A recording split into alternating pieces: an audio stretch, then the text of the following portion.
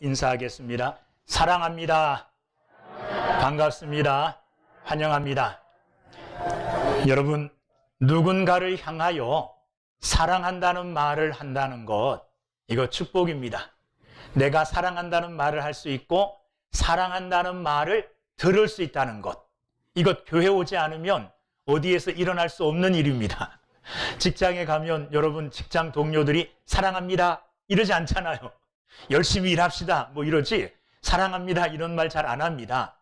사랑한다는 말, 그리스도 예수 안에서 우리들은 언제든지 자유롭게 할 수 있는 말입니다. 여러분 진심으로 사랑합니다.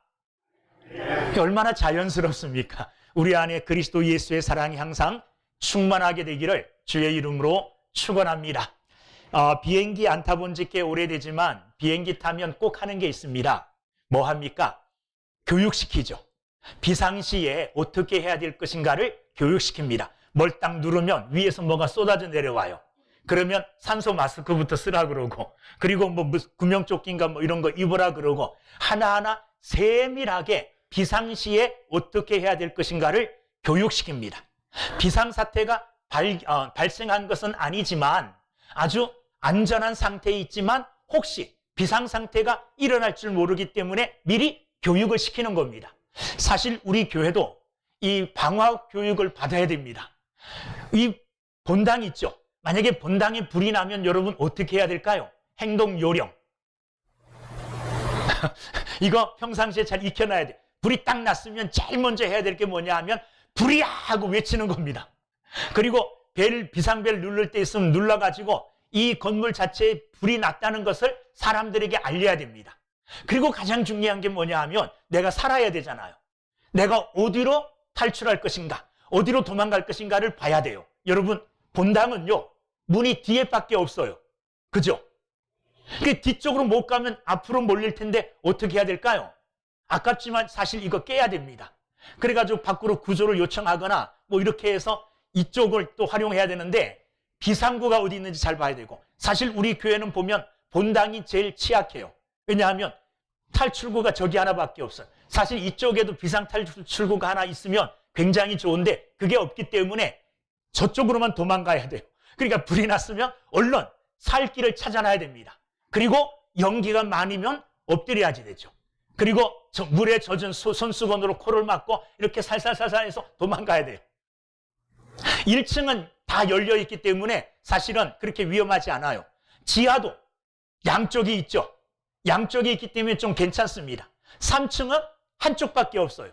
이쪽으로는 피할 길이 없습니다. 목양실 안에 이렇게 타고 내려가는 승강기 같은 게 비상 있지만 나이 드신 분들은 그거 운영할 줄 모릅니다. 그러니까 사실 탈출하려면 이쪽밖에 없어요. 그리고 불이 났을 때 사실은 옥상으로 올라가는 것보다 밑으로 도망가는 게 제일 좋은데 할 수 없으면 옥상으로 가서 사람들에게 도움을 청해야 됩니다. 방화 교육 제가 시켰습니다. 제가 세길교회 방화 관리자예요. 이거 교육을 시켜야 되는데 이렇게 시킨 이유는 비상시에 정말 불이 났을 때 우리가 어떻게 해야 되는가 알아놔야지 비상시에 그렇게 행동하게 되어지는 것입니다. 자, 우리의 삶에 이런 비상 상황이 발생했을 때는 이렇게 행동을 해요. 또 갑자기 아플 때, 갑자기 사고를 당했을 때 119 부르면 되는 거죠. 그것도 비상시 할 수 있는 행동 요령 중에 하나가 되어지는 겁니다. 그런데 만약에 우리의 삶에 영적인 비상 상태가 걸렸다, 영적인 비상 상태가 찾아왔다, 그러면 어떻게 해야 될 것인가? 그 방법을 오늘 이 말씀이 우리에게 잘 가르쳐주고 있습니다. 여러분, 뭐 저도 극장 같은 데 가본 지가 꽤 오래되는데 극장 가도 요즘은 불이 났을 때 어떻게 가야 될지를 다 가르쳐 줍니다. 바닥에 가야 될 비상 이렇게 화살표가 있어갖고 그것 따라가면 비상구가 나와요. 오늘 마찬가지로 영적으로 우리가 비상 상태에 빠졌을 때에 오늘 말씀이 가르쳐 주시는 대로만 따라가면 됩니다. 그러면 그 비상 상태에서 우리가 어떻게 할 수 있느냐? 탈출할 수가 있게 되어지는 겁니다. 자, 그런데 이 말씀을 언제 누구에게 주셨느냐? 솔로몬에게 주신 말씀이에요. 그런데 솔로몬이 언제 이 말씀을 듣게 되었느냐? 11절 말씀을 한번 보세요. 11절 말씀 보면 솔로몬이 여호와의 전과 왕궁 건축을 마치고 솔로몬의 심중에 여호와의 전과 자기의 궁궐에 그가 이루고자 한 것을 다 형통하게 이루니라. 자, 언제냐 하면 솔로몬이 자기를 위한 왕궁을 지었어요. 그리고 하나님을 위한 하나님의 성전을 지었어요. 아마도 이 두 건축은 솔로몬이 가장 염원했던, 솔로몬이 가장 바랐던 큰 일이었을 겁니다. 그런데 심중에 이제 내가 왕궁도 잘 지었고 하나님의 성전도 잘 지었으니 11절 끝에 다 형통하게 되었구나, 이렇게 마음에 안심하고 있을 때, 그때 밤중에 누가 나타났느냐 하면 하나님께서 나타나가지고 이 솔로몬에게 하신 말씀이 이 말씀이에요. 솔로몬에게 가장 먼저 깨우쳐 주신 말씀이 뭐냐 하면 그의 정체성입니다. 너는 누구냐? 이 물음에 대한 답을 하나님께서 주십니다. 너는 이러이러한 자다 하고 하나님께서 솔로몬뿐만 아니라 이스라엘 백성들의 정체성, 그들이 어떤 존재인가에 대하여 먼저 말씀하셔요.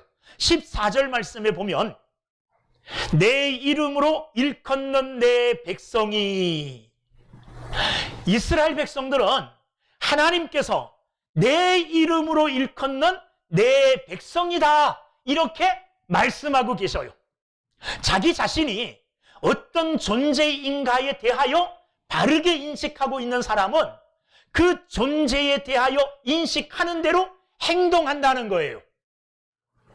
파리의 어떤 감옥에서 죄수 한 명이 탈출을 했답니다.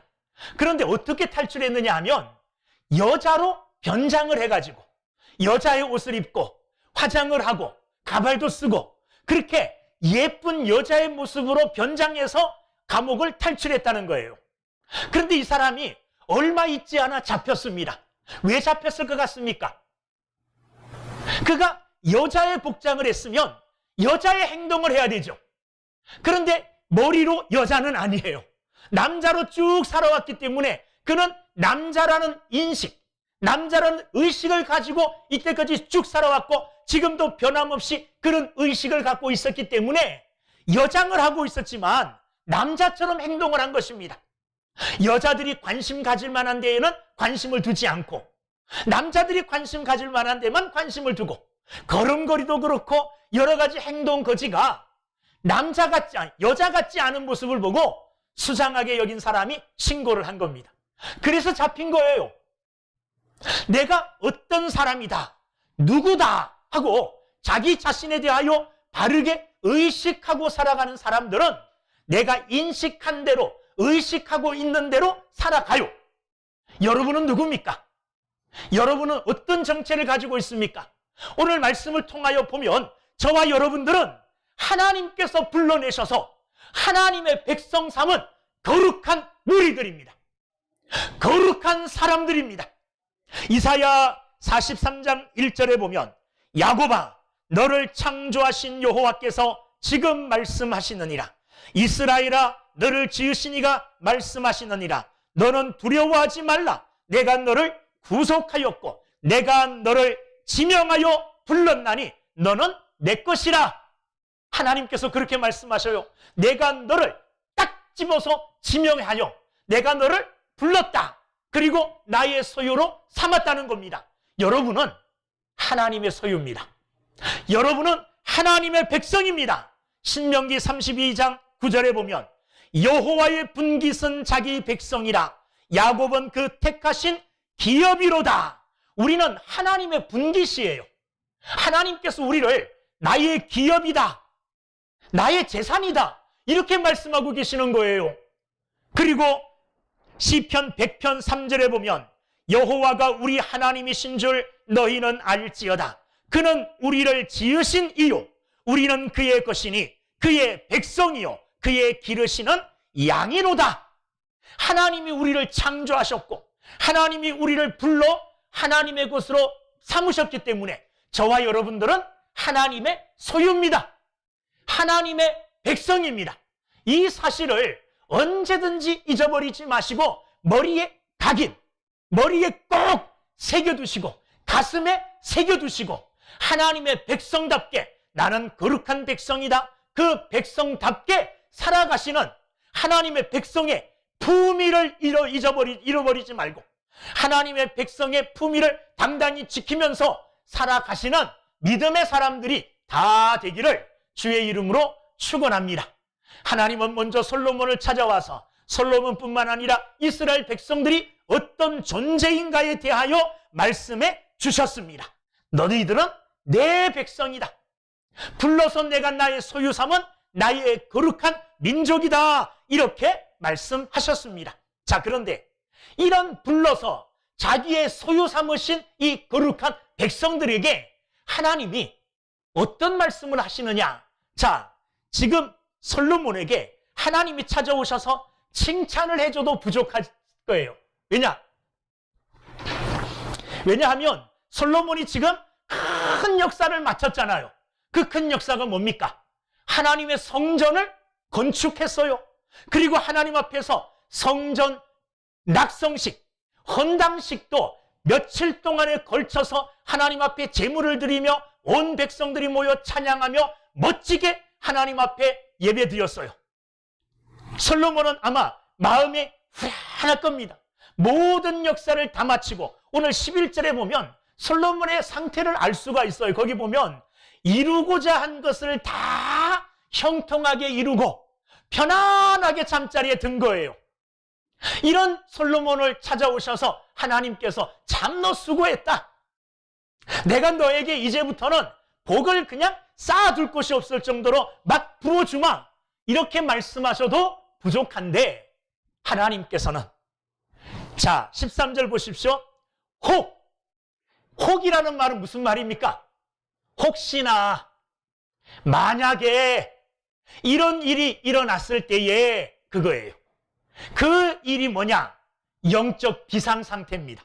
하나님의 백성들인 하나님이 불러서 하나님의 백성으로 삼아주신 하나님의 소유된 그 백성들에게 혹 이와 같은 일이 일어났을 때에 그 일이 어떤 일이냐 하면 사실 아직 일어난 것은 아니에요. 그런데 앞으로 미래에 이와 같은 일이 일어났을 때에 영적 비상상태가 내 사랑하는 백성들에게 일어났을 때에 이렇게 해라 하고 하나님께서 비상등을 켜주시는 거예요. 그런 비상상태에 빠지거든 이것 밟고 이것 밟고 이것 밟고 이렇게 나오라 이렇게 말씀하시는 겁니다. 자, 어떤 비상상태가 일어날 수 있느냐? 혹 내가 하늘을 닫고 비를 내리지 아니하거나 하나님께서 하늘을 닫아버리시고 비를 내리지 않으시면 어떻게 될까요? 감으로서 농사를 지을 수 없잖아요. 감으로서 농사를 지을 수 없으니 그들이 가난해질 수밖에 없죠. 하나님께서 혹 하늘을 닫아버릴 수가 있다는 거예요. 그리고 하늘을 닫으셔서 비를 내리지 않을 수가 있다는 겁니다. 첫 번째 비상상태입니다. 비상상태예요. 하나님께서 이런 비상상태를 그들에게 내릴 수가 있게 되어진다는 겁니다. 두 번째는 13절에 보니 메뚜기들에게 토산을 먹게 하거나 메뚜기들에게 토산을 먹게 한다. 자연을 파괴시키는 거죠. 메뚜기가 그들이 기른 모든 채소들, 곡물들을 다 먹어버리게 한다는 거예요. 하나님이 주시는 재앙입니다. 혹 이런 영적 비상상태가 너희들에게 일어났을 때에 그리고 세 번째 비상상태가 또 일어날 수 있는데 그것은 뭐냐? 13절 말씀. 혹 전염병이 내 백성 가운데에 유행하게 될 때에 하나님께서 편안하게 모든 것을 다 이루고 형통하게 되어서 편안의 잠을 자고 있는 솔로몬에게 찾아오셔서 아주 미래에 벌어질 아주 비참하고 그리고 상상하기조차 싫은 우울한 미래의 이야기를 하고 계시는 거예요. 혹 내가 앞으로 미래에 장차 하늘의 문을 닫고 비를 내리지 않을 뿐만 아니라 메뚜기 떼를 보내주어 너희의 식물들을 다 뜯어먹게 할 뿐만 아니라 전염병을 내려서 너희들로 하여금 전염병이 유행하여 사람들이 고통을 당하고 죽어갈 때에 13절. 유행하게 할 때에, 그러한 때에 뭐 하라는 겁니까? 하나님의 얼굴을 찾으라는 거예요. 14절 말씀. 내 이름으로 일컫는 내 백성이 그들의 악한 길에서 떠나 스스로 낮추고 기도하여 내 얼굴을 찾으면 뭐 하라는 겁니까? 그런 비상사태가 일어났을 때에 어떻게 하라는 거예요? 이 사람 찾아가고, 능력 있는 사람 찾아가고, 돈 있는 사람 찾아가고, 빽 있는 사람 찾아가고, 그러지 말라는 거예요. 주저앉아 낙담하고 울고만 있지 말고 이렇게 하라는 겁니다. 어떻게 하라는 겁니까? 하나님의 얼굴을 찾으라는 거예요. 하나님의 얼굴을 찾으라는 이 말은 어떤 의미입니까? 하나님의 얼굴, 하나님께 도움을 청하라는 거예요. 하나님의 자비하심과 하나님의 긍휼을 힘입어 하나님 나를 도와주시옵소서. 하나님의 얼굴을 찾으라는 말은 하나님, 나 지금 이런 영적 비상상태에 처했나이다. 하늘이 닫히고 비가 오지 않습니다. 메뚜기 떼가 우리의 곡물을 다 먹어치우고 있나이다. 유행병, 전염병이 창궐하여 많은 사람들이 고통하고 많은 사람들이 죽어가고 있나이다. 하나님, 나를 도와주시옵소서. 하나님의 얼굴을 찾아 하나님께로부터 뭐 하라는 거냐? 도움을 청하라는 겁니다. 하나님의 도움을 청하라는 거예요. 그러면 어떻게 해주시겠다는 거예요? 하나님께 도움을 청하면 하나님께서 그 비상상태를 해결해 주시겠다는 거예요. 아무리 어렵고 힘든 비상상태에 처해 있을지라도 염려하지 마라. 염려하지 마라. 하나님의 얼굴을 찾게 되어지면, 자, 14절. 내 얼굴을 찾으면, 그렇게 되어지면, 찾으면 내가 이렇게 해주겠다. 하늘에서 듣고 그들의 죄를 사하고 그들의 땅을 고칠지라. 내가 다 고쳐주겠다. 내가 다 해결해 주겠다. 하나님이 그렇게 말씀하셔요. 누구를 찾으면 됩니까? 하나님을 찾으면 돼요. 하나님의 얼굴을 찾으면 된다는 거예요. 그런데 하나님의 얼굴을 찾기 위하여 가야 될 길이 있어요. 어떻게 하나님의 얼굴을 찾아야 되느냐? 그냥 막무가내로 하나님의 얼굴을 찾고 막무가내로 하나님 도와주세요 때만 쓰면 안 된다는 거예요. 가야 될 길이 있어요. 이 길을 통하여 가야 된다는 겁니다. 하나님의 얼굴을 찾기 위하여 가장 먼저 해야 될 일이 뭐냐? 14절. 가장 먼저 해야 될 일이 뭡니까? 내 이름으로 일컫는 내 백성이 그들의 악한 길에서 떠나. 제일 먼저 해야 될 일이 뭐예요? 악한 길에서 떠나는 겁니다. 하나님께서 왜 이런 영적 비상상태를 내리실까요?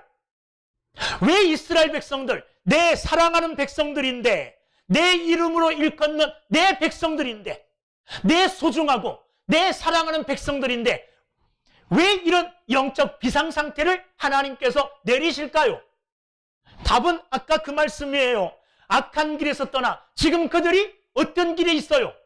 악한 길에 있기 때문에 그래요. 악한 길에. 길은, 우리가 그냥 말하는 이 길은 사람이 다니는 길이죠.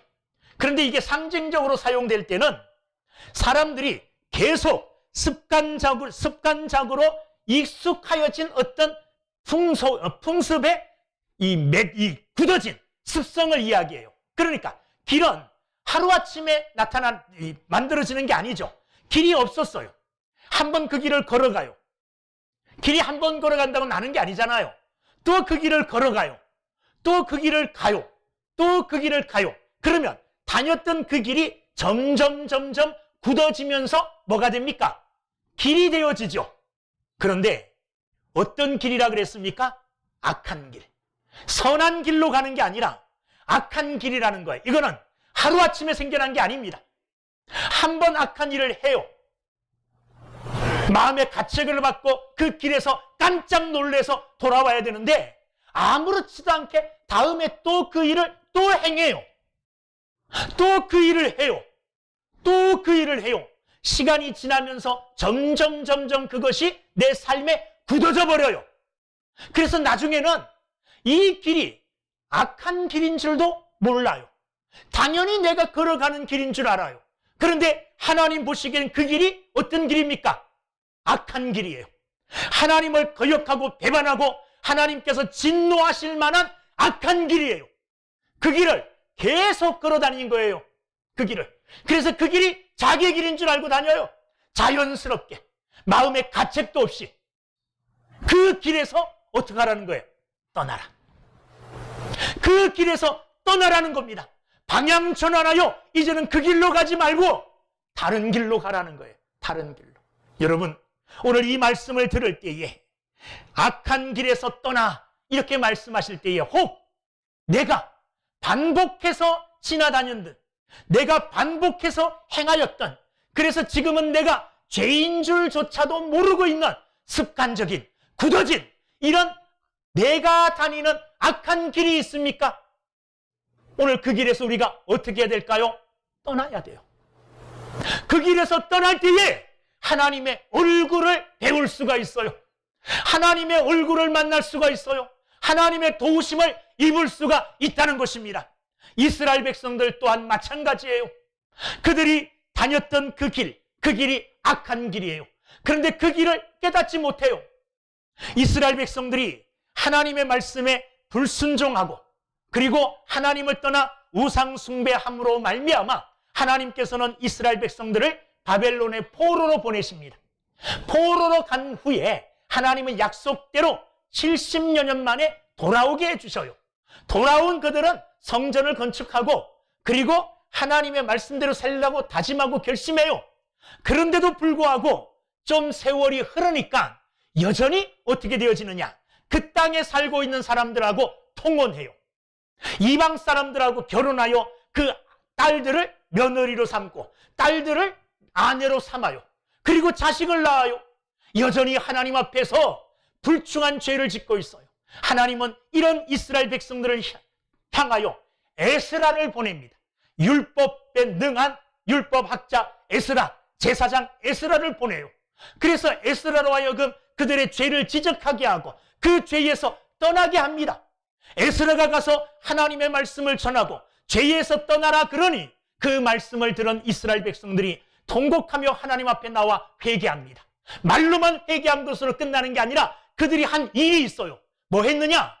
이미 결혼하여 내 아내가 된 여인, 이미 내 아내가 되어서 그 아내가 낳은 아들, 자식, 딸, 이 아내와 딸, 며느리, 이방 여자, 그리고 그들이 낳은 자식들까지 다 돌려보냅니다. 이거 굉장히 힘든 일이에요. 내 딸로 내 며느리로 살았고 부인으로 살았던 이 사람들, 내 자식으로 살았던 자녀들, 이 자녀들을 다 돌려보내라 그래서 정말로 가슴을 찢는 아픔을 이겨내며 그들을 다 돌려보내요. 이게 뭐냐? 이게 습관적으로 계속되어졌던 악한 길에서 떠나는 거예요. 악한 길에서 떠나기 위해서는 끊어버릴 수 있는 용기가 있어야 돼요. 그러지 못하면 계속 그 죄에 얽매여서 죄에 끌려다니는 사람이 될 수밖에 없어요. 우리 교회 혹시 제가 모르는 그런 사람이 있는 줄 모르겠지만 다른 교회 얘기입니다. 제가 고시부 할 때 장로님 되시려고 이제 시험 보러 오신 분인데 참 고시부 목사님들이 엄청나게 고민했어요. 이유가 뭐냐? 이분이 두 집 살림한다는 거. 그게 이 서류상에 나타난 거예요. 결혼하다가 이혼하고 또 다시 이제 결혼한 거로. 어쨌든 그 서류 보니까 아주 굉장히 서류상으로는 악한 사람이에요. 그래서 이번을 어떻게 할 것이냐? 목사님으로, 아니 장로님을 세워야 되느냐 마느냐. 목사님들이 막 의견해서 그 담임 목사님한테 얘기를 했어요. 이러이러한데 이게 도대체 무슨 일이냐? 그랬더니 사실은 진짜 그런 게 아니라 사업하다가 실패를 해서 가짜로 그렇게 해놓은 거다. 그것도 사실은 잘못된 거죠. 그것도. 그런데 어떤 사람들은요, 어떤 사람들, 그 사람 말고 교회 다니는 많은 사람들도 뒤에서 뭐 애인이 있고 뭐 이렇게 다른 일, 이런 사람들 그 끊어버려야 되는데 잘 못 끊어버리고 계속 관계하는 사람들, 이 습관적인 굳어진 나의 악한 길이죠. 그거 어떻게 해야 돼요? 끊어버려야 돼요. 계속적으로 직장에서 몰래 돈을 이렇게 옆으로, 이런 사람들도 있어요. 그것 계속 습관적으로 계속해 나가며 그게 못 끊어버리는 거예요. 그런 길에서, 악한 길에서 돌이켜야 돼요. 지금 내가 습관적으로 굳어진 악의 길을 내가 걸어가고 있는 거 잘 못 깨달아요. 기도해야 돼요. 하나님, 혹시라도 그런 일들이 내게 없는가? 목사인 저에게도 그런 일들이 있을 수 있어요. 끊어버리지 못하고 계속 나를 괴롭히는 악한 길로 가는 내 삶, 내 모습 있을 수 있다는 거예요. 하나님의 얼굴을 통하여 얼굴을 뵙고 도움을 청하려면 가장 먼저 해야 될 것이 그거 끊어버리는 거예요. 여러분, 내 삶에 혹이라도 아주 작은 악의 길이 있을지라도 그 길에서 돌이킬 수 있는 믿음의 결단이 있게 되기를 주의 이름으로 축원합니다. 이게 첫 번째입니다. 그리고 뭐 해야 되느냐?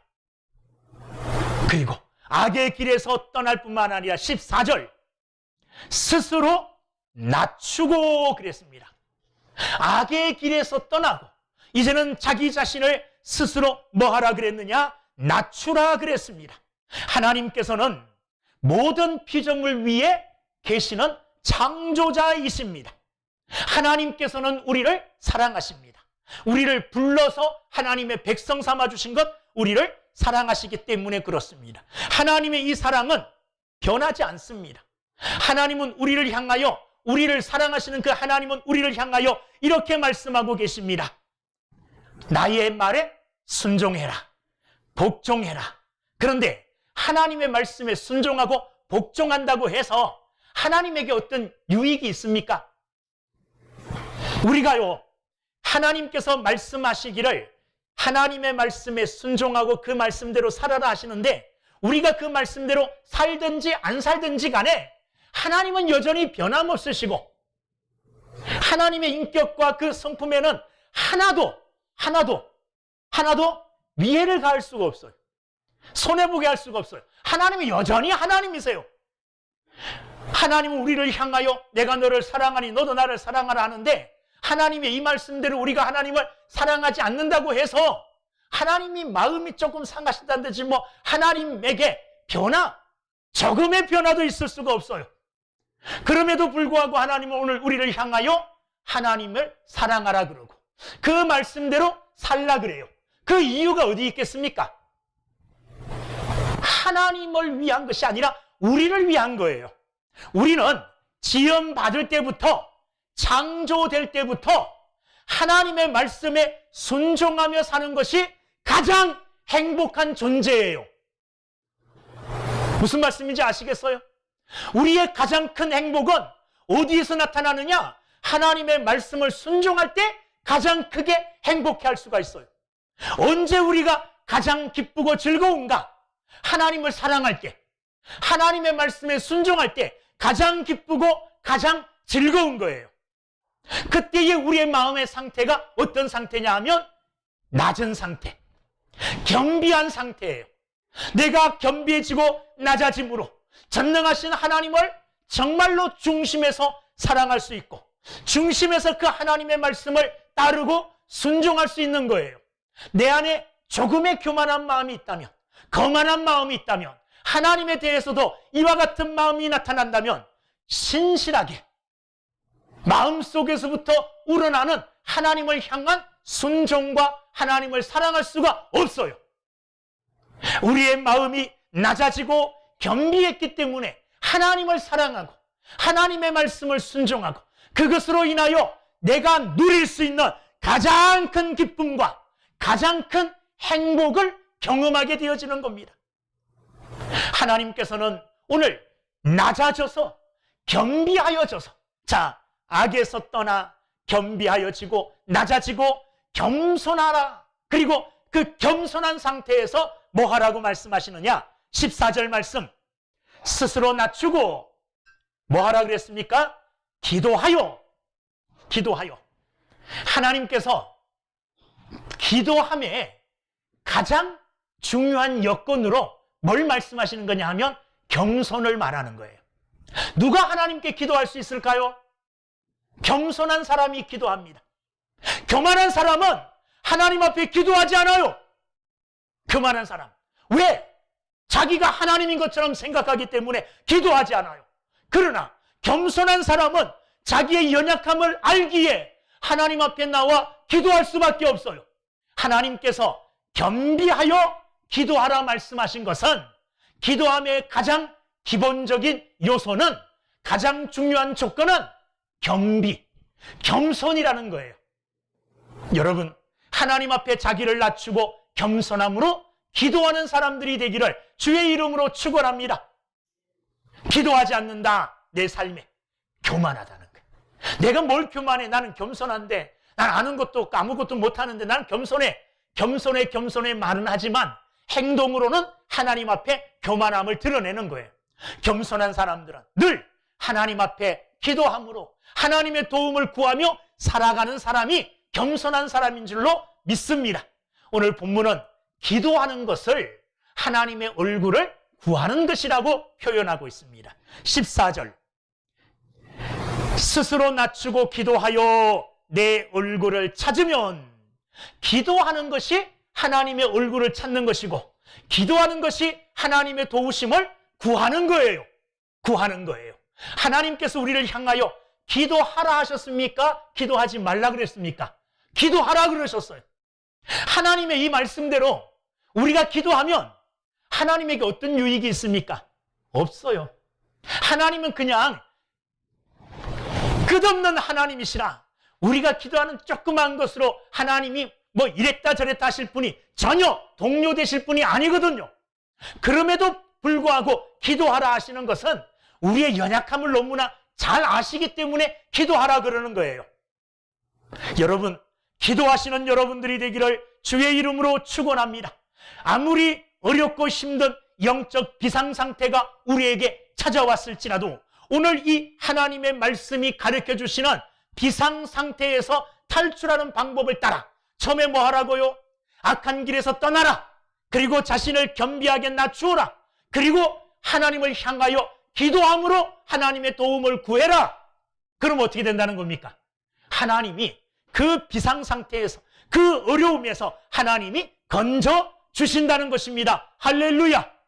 기도는 놀라운 것입니다. 기도는 하나님의 능력입니다. 그래서 존 낙스라고 유명한 목회자는 이런 말을 했습니다. 기도하는 한 사람이 기도하지 않는 한 민족보다 더 강하다. 한 나라가 있는데 전체적으로 그 나라가 기도하지 않아요. 한 사람이 있어요. 한 사람이 기도해요. 기도하는 이 한 사람이 기도하지 않는 한 민족보다 더 강하다는 겁니다. 악한 사단은 누구를 우습게 여기느냐? 기도하지 않는 사람을 우습게 여겨요. 어떤 교회를 우습게 여기느냐? 기도하지 않는 교회를 우습게 여겨요. 그러나 사단은 기도하는 성도를 두려워해요. 기도하는 성도를 무서워해요. 기도하는 교회를 사단은 무서워하고 벌벌 떤다는 겁니다. 기도하는 교회를 통하여 여러분, 우리 교회가 사단의 조롱거리, 사단이 우습게 여기고 사탄이 조롱할 만한 이런 교회 성도가 되면 좋겠습니까? 아니면 사단이 두려워하여 벌벌 떠는 성도, 벌벌 떠는 교회가 되면 좋겠습니까? 그 조건은 뭐냐? 이거 되느냐 이거 되느냐, 그 결정은 기도하느냐 안 하느냐. 새길교회가 기도하는 교회라면 사단은 새길교회를 향하여 벌벌 떨게 돼 있어요. 여러분이 기도하는 성도라면 여러분을 향하여 사단은 벌벌 떨게 되어져 있다는 것을 여러분이 기억하시고, 기도하는 여러분들이 되기를 주의 이름으로 축원합니다. 기도함으로 하나님의 얼굴을 구하고 기도함으로 하나님의 도움을 구하는 여러분들 다 되시기를 주의 이름으로 축원합니다. 자, 그러면 어떻게 해주시겠다 그랬느냐? 15절 말씀, 내 얼굴을 찾으면 내가 하늘에서 듣고, 하나님께 기도하는 그 기도를 하나님이 먼저 뭐 하신다고요? 들으신다는 거예요. 그리고 하나님이 먼저 해주시는 게 뭐냐? 그들의 죄를 사하고, 죄를 여전히 그냥 두고 은혜를 베풀어 주시지 않아요. 하나님께서 땅을 고쳐주시고 새롭게 해주시는 역사는 무엇 후에 있어지느냐? 죄를 용서해 주신 후에. 그리하여 죄가 하나님과 우리 사이를 가로막고 있었다면 자복하고 통회하고 회개함으로 하나님과 우리 사이에 가로놓여 있던 이 죄악의 담벼락을 허물어뜨린 후에, 용서받은 후에 하나님의 은혜가 임하여 자, 그들의 죄를 사하고 어떤 큰 죄라도 하나님께 내가 용서해달라고 구하기만 하면, 내가 죄에서 떠나고 하나님께 용서를 구하면 하나님은 분명히 용서해 주십니다. 여러분이 걱정하고 염려하고 있는 그것, 이 죄를 용서해 주실까? 이건 하나님이 절대로 용서해 주실 것 같지 않은데, 그런 죄는 하나도 없어요. 하나님 앞에 어떤 큰 죄든지 믿음으로 나와 고백하면 하나님은 그 죄를 다 용서해 주시고 그들의 땅을 고칠지라. 그들의 땅을 고쳐준대요. 이거는 이 땅도 이야기할 뿐만 아니라 영적으로는 우리의 삶의 모든 터전을 말하는 거예요. 병든 첫 터전, 비상 상태에 빠져 있는 우리 가정이 될 수도 있고, 내 삶의 터전이 될 수도 있고, 우리 교회가 될 수도 있고, 이 나라 이 민족이 될 수도 있어요. 그런 비상 상태에 있는 병든 땅을 하나님이 어떻게 해주시겠다 그랬느냐? 고쳐주시겠다. 내가 반드시 고쳐주겠다. 하나님이 약속해 주셨습니다. 할렐루야. 이 약속의 말씀을 신실하게 믿고 하나님이 우리의 삶에 때로 비상상태를 주실 때에도 그 비상상태에서 어찌할까 하고 한탄만 하지 마시고, 오늘 하나님이 가르쳐 주신 방법대로 제일 처음에 비상등이 가리키는 게 뭡니까? 악에서 떠나라. 두 번째, 그 악에서 떠남을 딛고 어디로 가야 되느냐? 낮아져라. 겸비해져라. 그 다음에 단계는 하나님께 기도함으로 하나님의 도우심을 구해라. 그러면 하나님이 고쳐주실 것이라고 약속해 주셨습니다. 하나님의 이 고쳐주심은 원래 상태로 회복해 주심과 동시에 하나님과의 바른 관계의 회복도 말씀해 주시는 거예요. 이제는 멀리 계시는 하나님이 아니라, 두려워하는 하나님이 아니라 내 안에 함께 찾아오셔서 내게 평안을 주시는 하나님, 친밀하신 하나님, 그 하나님과의 바른 관계의 회복까지, 샬롬의 은혜까지 포함하시는 고치심이에요. 이 놀라우신 하나님의 회복하심과 고치심이 여러분의 삶 가운데 이루어지고 우리 교회, 이 나라, 이 민족, 열방 가운데 이루어져서 하나님의 놀라우신 회복하심과 고쳐주심의 은혜가 풍성하게 임하게 되기를 주의 이름으로 축원합니다. 찬양한 곡 하겠습니다. 오늘